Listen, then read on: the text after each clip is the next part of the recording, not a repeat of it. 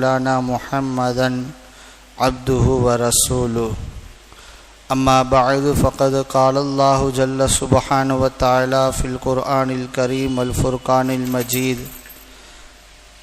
إن الله وملائكته يصلون على النبي يا أيها الذين آمنوا صلوا عليه وسلموا تسليما اللهم صل على سيدنا محمد وعلى آل سيدنا محمد وبارك وسلم رب اشرح لي صدري ويسر لي أمري واحلل عقدة من لساني يفقهوا قولي.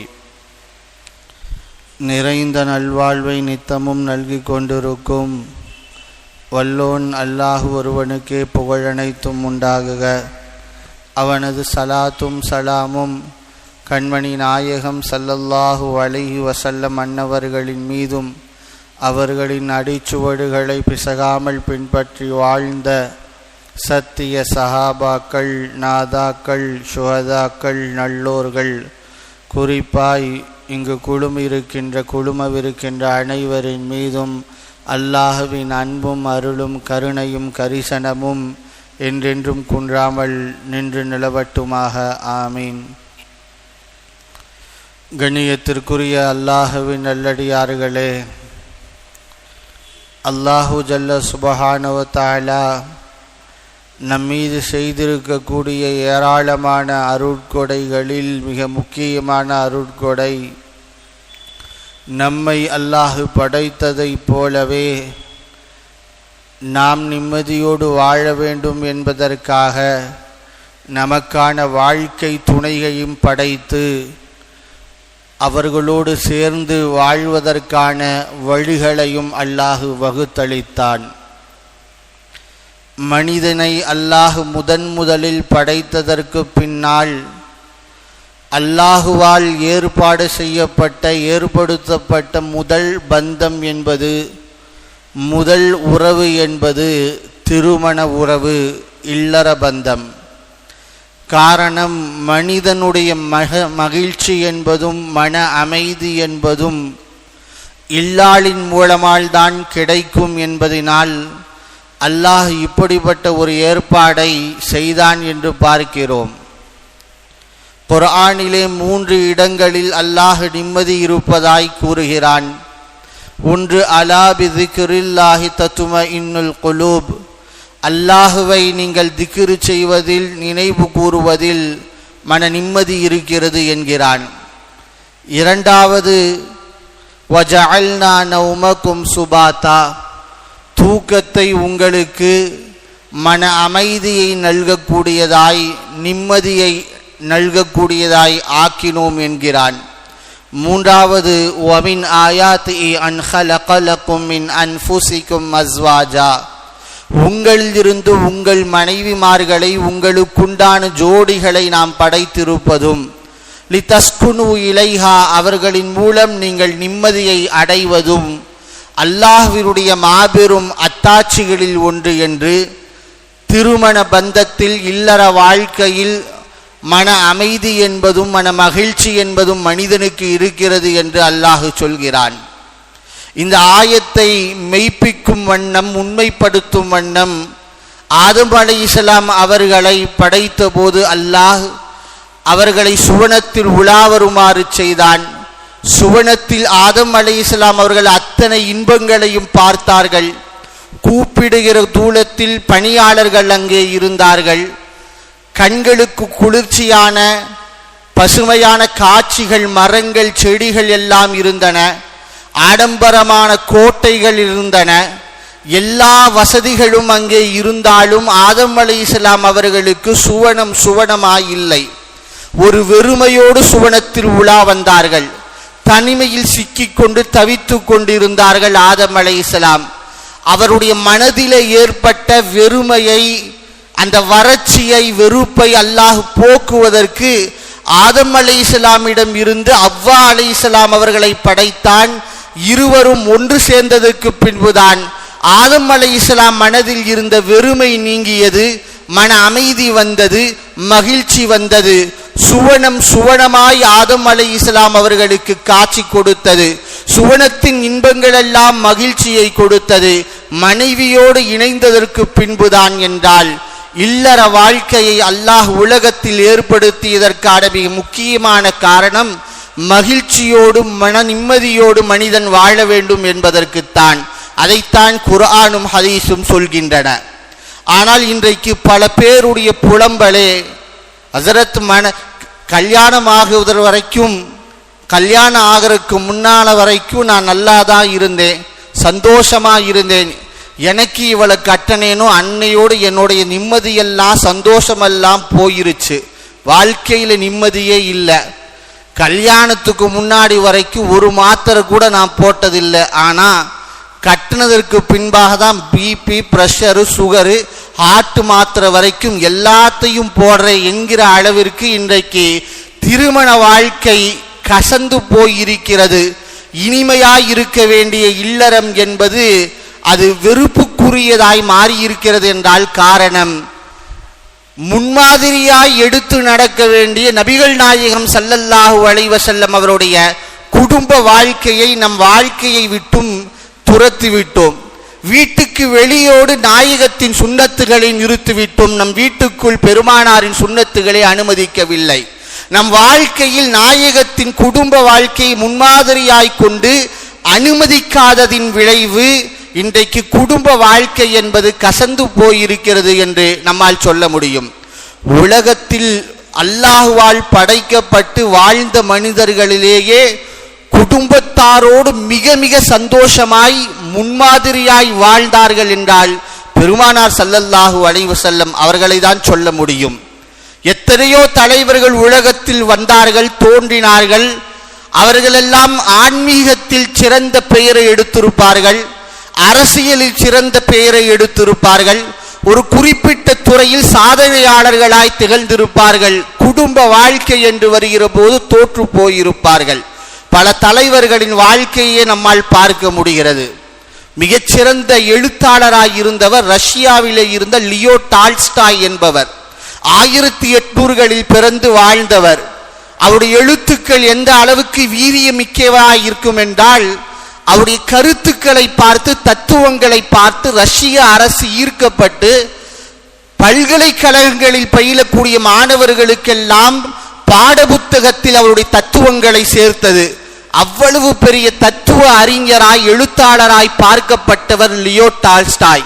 ஆனால் அந்த Leo Tolstoy மனைவியோடு ஒத்து போகாமல் பிரிந்து வந்து கடைசியில் அனாதை பிணமாய் ரயில்வே நிலையத்தில் இறந்து போனார் என்பது வரலாறு. ரயில்வே நிலையத்தில் அனாதை பிணமாய் இருக்கிறார் லியோ டால்ஸ்டாய். அவருடைய மாணவர்கள் எல்லாம் வந்து ஆசிரியர் உரரை எடுத்து சென்று நல்லடக்கம் செய்யலாம் என்று வருகிறார்கள்.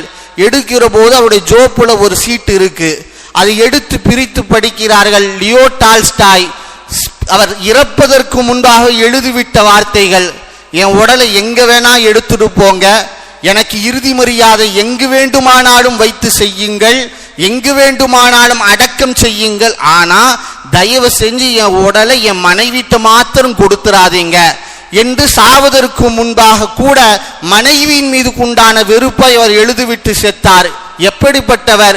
மிகப்பெரிய தத்துவ அறிஞராய் பார்க்கப்பட்டவர், எழுத்தாளராய் கொண்டாடப்பட்டவர், இல்லற வாழ்க்கையில் தோற்று போனார் என்று பார்க்கிறோம். உலக அளவில் மகாத்மா என்று காந்தியடிகள் கொண்டாடப்பட்டு கொண்டிருக்கிறார்கள் இல்லையா? அவர் எழுதிய சத்திய சோதனை என்கிற நூலிலே காந்தியடிகள் தனக்கும் தன்னுடைய மனைவிக்கும் ஏற்பட்ட பிணக்கை குறித்து குறிப்பிடுகிறார்கள்.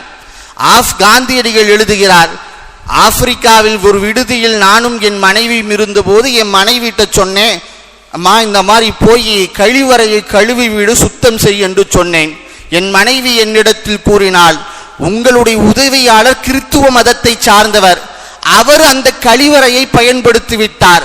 ஒரு கிறித்துவ மதத்தை சார்ந்தவர் கழிவறையை பயன்படுத்தியதால் அவர் போட நஜீசெல்லாம் என்னால கழுவ முடியாத, வேற ஆளை பார்த்துக்கோங்கன்னு அந்த அம்மா சொல்ல காந்தியடிகளுக்கு கோபம் வந்தது. காந்தியடிகள் சொன்னார், எப்ப என் பேச்ச நீ கேட்கலையோ என் வீட்டில் இருக்கக்கு அருகதை கற்றவள் நீ, வெளியே போ என்றார்.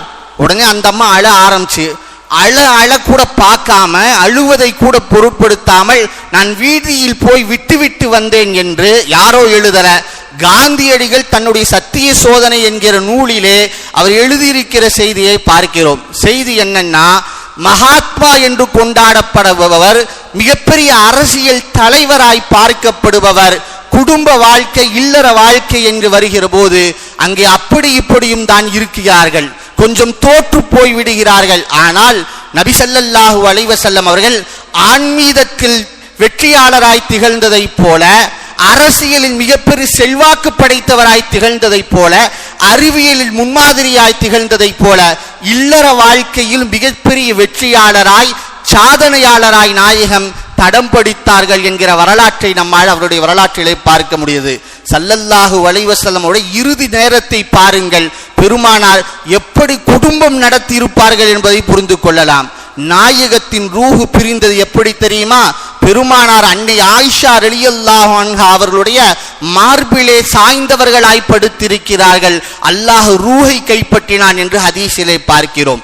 பெருமானாருடைய இறுதி நேரத்தில் நாயகத்தின் தலையணையாயிருந்தது அருமை மனைவி ஆயிஷா ரலியல்லாஹு அன்ஹா அவருடைய மார்பு என்றால் இருவரும் எப்படி வாழ்ந்திருப்பார்கள்?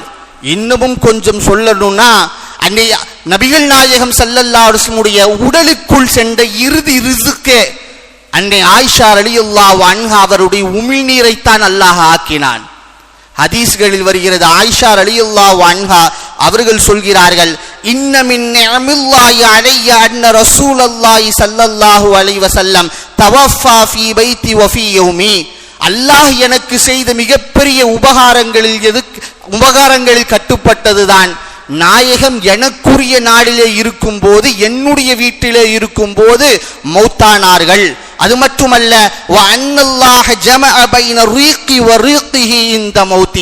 பெருமானார் இறக்கிற போது அவர்களுடைய உமிழ்நீரும் என்னுடைய உமிழ்நீரும் ஒன்று சேர்ந்தது. இது அல்லாஹ் எனக்கு செய்த மிகப்பெரிய உபகாரம் என்று அன்னை ஆயிஷா ரலியல்லாஹு அன்ஹா சொல்றாங்க. அது எப்படி நடந்தது சொல்கிறார்கள் ஆயிஷா ரலியல்லாஹு அன்ஹா அந்த ஹதீஸ்ல, பெருமானார் என் மீது சாய்ந்து படுத்திருந்தார்கள், அவர்களால் தாங்க முடியல, சக்கராத்துடைய வேதனையில் இருக்கிறாங்க. அந்த நேரத்தில் அப்துர் ரஹ்மான் இப்னு அவுஃப் ரலியல்லாஹு அன்ஹு பெருமானாரை பார்த்து விட்டு செல்லலாம் என்று வீட்டிற்குள் வருகிறார்கள். அப்துர் ரஹ்மான் இப்னு அவுஃப் ரலியல்லாஹு அன்ஹு அவங்க மிஸ்வாக் குச்சியை வச்சிருக்கிறாங்க. நாயகத்தின் கண்கள் அந்த மிஸ்வாக் குச்சியே உற்று நோக்கி கொண்டிருந்தது. நான் பார்த்துட்டு பெருமானார்ட்ட கேட்டேன், மிஸ்வாக்கு செய்யணும்னு ஆசைப்படுறீங்களா நாயகம்னு கேட்டேன்.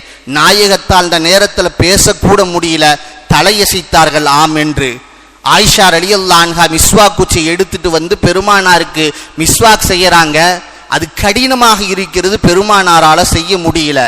ஆயிஷா ரலியல்லாஹு அன்ஹா அதை எடுத்து தன்னுடைய உதடுகளால் பற்களால் கடித்து மெண்டு சுவைத்து அதை மிருதுவாக மாற்றி நாயகத்திற்கு பல் துளக்கி விட்டார்கள். இதைத்தான் சொல்கிறார்கள், பெருமானார் ஸல்லல்லாஹு அலைஹி வஸல்லம் கடைசி தருணத்தில் என்னுடைய உமிழ்நீரும் நாயகத்தின் உமிழ்நீரும் ஒன்று சேர்ந்தது. மிஸ்வாக்கை செய்து முடித்ததற்கு பின் பெருமானார் வஃபாத்தானாங்க என்கிற செய்தியை நம்மால் பார்க்க முடியுது. அப்ப கடைசி தருணத்தில் கூட இவ்வளவு அந்யோன்யமாய் இருந்தார்கள் என்றால், நாயகத்தின் இல்லற வாழ்க்கை என்பது, குடும்ப வாழ்க்கை என்பது எவ்வளவு ஆனந்தமாய் மகிழ்ச்சியாய் இந்த உலகத்தில் இருந்திருக்கும் என்பதை புரிந்து கொள்ளலாம். அப்படிப்பட்ட முன்மாதிரியான வாழ்க்கையை நம் வீட்டுக்கு வெளியிலே நிறுத்திவிட்டோம், வாழ்க்கைக்குள் நாம் அனுமதிக்கவில்லை. தொழுகையா, பெருமானாரின் சுன்னத்தை இப்ப நாம் கடைபிடிக்கிறோம். நோன்பா, நாயகத்தின் சுன்னத்தை கடைபிடிக்கிறோம். ஜகாத்தா, ஹஜ், ஜகாத்தா, சதக்காவா, பெருமானார் காட்டி தந்த வழிமுறைகளை பின்பற்றோம். ஆனா மனைவியிடத்தில் எப்படி நடக்க வேண்டும், ஒரு மனைவி கணவனிடத்தில் எப்படி நடக்க வேண்டும் என்று வருகிற போது அதில் பெருமானாருடைய வழிமுறைகளை வாழ்க்கைக்குள் அனுமதிப்ப தவறியதின் விளைவு இனிக்க வேண்டிய இல்லறம் என்பது இன்றைக்கு கசந்து போயிருக்கிறது என்று பார்க்கலாம். ஒரு குடும்ப வாழ்க்கை கசந்து போவதற்கு நிறைய காரணங்கள் சொல்லலாம். அட்ஜஸ்ட்மெண்ட் இல்லை, புரிந்துணர்வு இல்லை, சகிப்புத்தன்மை இல்லை, விட்டு கொடுக்கிற மனப்பான்மை இல்லை என்று பல்வேறு காரணங்களை சொன்னாலும் ஒன்றை அழுத்தமாய் நம்மால் சொல்ல முடியும், தேர்வு செய்வதில் நாம் செய்யக்கூடிய தவறுகள் என்பது குறுகிய காலத்தில் திருமண வாழ்க்கை முறிந்து போவதற்குண்டான காரணமாயிருக்கிறது. ஒரு ஆணுக்கு ஒரு நல்ல மணப்பெண்ணை தேர்வு செய்கிற போது, ஒரு பெண்ணுக்கு ஒரு நல்ல மகனை தேர்வு செய்கிற போது மார்க்கம் காட்டி தந்த அந்த வழிமுறைகளில் கையில் எடுக்க தவறியதின் விளைவாய் நம்முடைய மனோ இச்சையை, விருப்பத்தை முன்னுரிமைப்படுத்தியதை முன்னால் நிறுத்தியதின் விளைவாய் இன்றைக்கு தலாக்குகள் பெருகியிருக்கின்றன, ஹுலாக்கள் பெருகியிருக்கின்றன என்பதை நம்மால் பார்க்க முடிகிறது. ஒரு மணப்பெண்ணை தேர்வு செய்கிற போது மார்க்கம் என்ன சொல்கிறது? நபி ஸல்லல்லாஹு அலைஹி வஸல்லம் சொன்ன பலமுறை கேள்விப்பட்ட ஹதீஸ், துன்கஹுல் மர்அத்து லிஅர்பஇன், 4 விஷயங்களுக்காக உலகத்தில் பெண் என்பவள் திருமணம் செய்து முடித்து வைக்கப்படுவாள். அவருடைய அழகுக்காக, அவருடைய பொருளாதாரத்துக்காக, அவருடைய குலம் கோத்திரத்திற்காக, அவளுடைய தீனுக்காக என்று பெருமானார் சொல்லிவிட்டு ஃபல்ஃபர் பிஸாத்தி தீன், தீனுடைய பெண்களை திருமணம் செய்து திருமணம் முடித்து வைத்து வெற்றி பெற்று விடுங்கள் என்று நாயகம் ஸல்லல்லாஹு அலைஹி வஸல்லம் எதை பார்க்கிறீர்களோ இல்லையோ தீனை பாருங்கள் என்றார்கள். தீன் என்றால் என்ன? 5 வேளை தொழுகிறது மட்டும் தீனா? நோன்பு நோற்பது மட்டும் தீனா? தஹஜ்ஜத் தொழுவது மட்டும் தீனா? குர்ஆனை எடுத்து ஓதுவது மட்டும் தீனா? அது மாத்திரம் தீன் அல்ல. அல்லாஹ்விற்கு செய்ய வேண்டிய கடமைகளில் சரியாக இருப்பதை போல் ஒரு பெண் ஒரு ஆண் அடியார்களுக்கு செய்ய வேண்டிய கடமைகளில் சரியாக இருக்கிறார் என்றால் அவர்தான் தீன்தாரி என்று அர்த்தம். தொழுக, நோன்பு, ஜகாத்து, ஹஜ்ஜி எல்லாம் அல்லாஹ்வுக்கு செய்ய வேண்டிய கடமை. இவைகளிலும் சரியாக இருக்க வேண்டும். மறுபுறம் ஒரு வீட்டுக்குள் வரக்கூடிய பெண், நாம் தேர்வு செய்யக்கூடிய மணமகள் என்பவள் வீட்டுக்குள் வரும்போது கணவனை நல்ல முறையில் பார்த்துக்குவாரா? வீட்டில் உள்ள பெரியவர்கள் மாமனார் மாமியாரை மதிப்பாரா? கணவனுடைய சொந்த பந்தங்களை, உறவுகளை தன்னுடைய உறவுகளை போல் பேணுவாளா? கண்ணியம் கொடுப்பாளா? இதையெல்லாம் அடியார்களுக்கு செய்ய வேண்டிய கடமைகள். இந்த விஷயத்தில் நல்லொழுக்கம் உடையவளாய், நற்குணம் நிறைந்தவளாய் ஒரு பெண் இருக்கிறாள் என்றால் அவள்தான் தீன் உள்ள பெண் என்பதற்குண்டான அடையாளம். தீன் என்று சொன்னால் தொழுகை, நோன்பு மாத்திரமல்ல, அல்லாஹ்வுக்கு செய்ய வேண்டிய கடமைகளில் சரியாக இருப்பதை போல் அடியார்களுக்கு செய்ய வேண்டிய கடமைகளில் மிகச்சரியாக இருப்பதற்கு பெயர் தான் தீனுடைய பெண் என்று பொருள். அதைத்தான் நாயகம் இங்கே சொல்கிறார்கள். உங்கள் வீட்டுக்கு ஒரு பெண்ணை தேர்வு செய்கிறீர்களா? அவள் வரக்கூடிய பெண் உங்களை பார்த்து கொள்வார்களா? உங்கள் மகனுக்கு எப்படி இருப்பா? உங்கள் உறவினர்களிடத்தில் எப்படி நடந்து கொள்வா? அவள் குணத்தை பாருங்கள், ஒழுக்கத்தை பாருங்கள் என்று நாயகம் இங்கே சொல்லிக் கொடுப்பதை நம்மால் பார்க்க முடியுது. ஆனால் இன்றைக்கு ஒரு பெண் பார்க்கிற படலம் என்று துவங்கிற போது முதல்ல நாம கேட்கிறது எத்தனை பவுன் போடுவாங்க, பேக்ரவுண்ட் எப்படி இருக்குது, பொருளாதார பின்புலம் இருக்கிறதா, முதலாவதா இது கேட்கப்படுகிறது. அதற்கு பின்புதான் மற்ற எல்லா விஷயங்களும். ஆனால் மார்க்கம் சொல்லுது, நீ முன்னிலை கொடு. எதற்கு? அழகுக்கு அல்ல, அறிவுக்கு அல்ல, பொருளாதாரத்துக்கு அல்ல, தீனுக்கு முன்னுரிமை கொடு. மற்றதை பார்க்க வேண்டாம் என்று மார்க்கம் சொல்லல. முன்னிலைப்படுத்த வேண்டியது தீன், மிக முக்கியமாய் பார்க்கப்பட வேண்டியது தீன் என்று மார்க்கம் சொல்வதை பார்க்கிறோம். எவ்வளவு தூரம் பெருமானார் இந்த விஷயத்தில் அறிவுறுத்தினார்கள், வலியுறுத்தினார்கள் என்றால் இப்னு மாஜாவுல இப்படி ஒரு ஹதீஸ் பதிவு செய்யப்படுது. லா தஸவ்வஜுன் நிஸா லி ஹுஸ்னி இன்ன, ஒரு பெண் அழகாக இருக்கிறாள் என்பதற்காக மாத்திரம் திருமணம் முடிக்காதீங்க, அந்த அழகு உங்களை அழித்து விடலாம். ஒரு பெண் நல்ல வசதி வாய்ப்பு படைத்தவளாய் இருக்கிறாள் என்பதற்காக மாத்திரம் திருமணம் முடிக்காதீர்கள், அந்த வசதி வாய்ப்பு உங்களை வழித்தவரச் செய்து விடலாம். மார்க்கத்தை பாருங்கள் என்று நாயகம் சொல்லிவிட்டு இந்த வார்த்தையை சொல்கிறார்கள். வல அமத்துன் ஹர்மாஉ ஸௌதாஉ ஸாத்து தீனின் அஃலல். பெருமானார் சொன்ன வார்த்தை, ஒரு அடிமை பெண், எப்படிப்பட்ட அடிமை பெண்? உடலில் குறைபாடு உடைய, பார்ப்பதற்கு அவலட்சணமாய் இருக்கக்கூடிய கருப்பு நிறத்தை உடைய அடிமை பெண் தீனுடையவளாக இருந்தால் இவள்தான் சிறந்தவர். எப்படிப்பட்ட பெண்ணை விட? தீன் அல்லாத, பார்ப்பதற்கு அழகு இருக்கக்கூடிய, பொருளாதார பின்புலம் இருக்கக்கூடிய சுதந்திரமான பெண்ணை காட்டிலும் தீன் இருக்கக்கூடிய அவலட்சணமான, உடலில் குறைபாடு உடைய அடிமை பெண் சிறந்தவர் என்று நபி ஸல்லல்லாஹு அலைஹி வஸல்லம் அவர்கள் ஒரு பெண்ணை தேர்வு செய்கிற போது தீன் எவ்வளவு தூரம் பார்க்கப்பட வேண்டும் என்பதற்கு இந்த வார்த்தையை சொன்னார்கள். ஹஜ்ரத் உமர் ரலியல்லாஹு அன்ஹு தன்னுடைய மகனுக்கு அப்படிப்பட்ட பெண்ணை தான் திருமணம் முடிச்சு வச்சாங்க. உமர் ரலியல்லாஹு அன்ஹு வலமை போல் நகர்வலம் இரவு நேரத்தில் சென்றபோது ஒரு செவுத்துக்கு பின்னால 2 பெண்கள் பேசிக் கொண்டிருப்பதை கேள்விப்பட்டிருப்போம். ஒரு தாய்க்கும் மகளுக்கும் மத்தியில் நடைபெற்ற உரையாடல். தாய் சொல்கிறார், பால்ல போய் தண்ணிய களமானு. மகள் சொல்கிறார்கள், அமீருல் முஃமினீனுடைய அறிவிப்பை நீங்கள் கேள்விப்படலையா? காலையில் தான் வந்து அறிவிப்பாளர் சொல்லி சென்றார், இன்றிலிருந்து பாலிலே தண்ணீரை கலப்பது என்பது ஒரு குற்றமாய் பார்க்கப்படுகிறது. எனவே பாலில் தண்ணீரை கலந்து விடாதீர்கள் என்று அறிவிப்பு செஞ்சிருக்கிறாங்களே, நீங்க கலக்க சொல்றீங்களேம்மா. அந்த அம்மா அந்த மகள் கேட்க, தாயார் அப்பொழுது சொன்னா, நீ ஒரு இடத்துல இருக்க. எப்படிப்பட்ட இடத்துல தெரியுமா? இந்த இடத்திலிருந்து எதை செஞ்சாலும் உமருக்கும் தெரியாது, அந்த அறிவிப்பை செய்த அறிவிப்பாளருக்கும் தெரியாது, உமரின் எந்த பணியாளருக்கும் தெரியாது.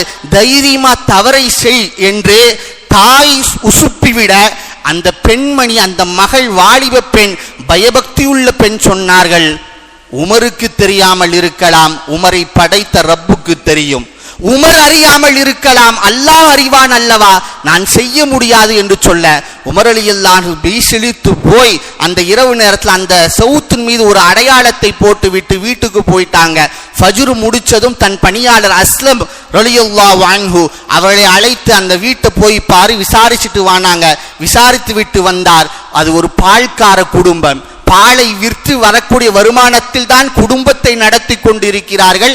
வறுமையில் உழன்று கொண்டிருக்கிறார்கள். ஒரு பெண் இருக்கிறாள், திருமணமாகவில்லை என்று சொன்னதும் உமர் ரலியல்லாஹு தன்னுடைய 3 மகன்கள் அப்துல்லா, அப்துர் ரஹ்மான், ஆசிம் 3 மகன்களை முன்னிறுத்தி சொன்னாங்க, ஒரு நல்ல பெண்ணை, தீனுள்ள பெண்ணை பார்த்திருக்கிறேன், எனக்கு வாய்ப்பு இருந்தால் நானே திருமணம் முடிச்சிருப்பேன், ஆனா வயசாயிருச்சு, உங்களுக்கு முன்னால் நிறுத்துகிறேன், யார் திருமணம் முடிச்சுக்கிறீங்கன்னு கேட்டாங்க. அப்துல்லா ரலியல்லாஹு அன்ஹு, அப்துர் ரஹ்மான் ரலியல்லாஹு 2 பேரும் சொன்னாங்க, ஏற்கனவே எங்களுக்கு கல்யாணம் ஆயிடுச்சு, அதனால வேணாம் வாப்பான்னாங்க.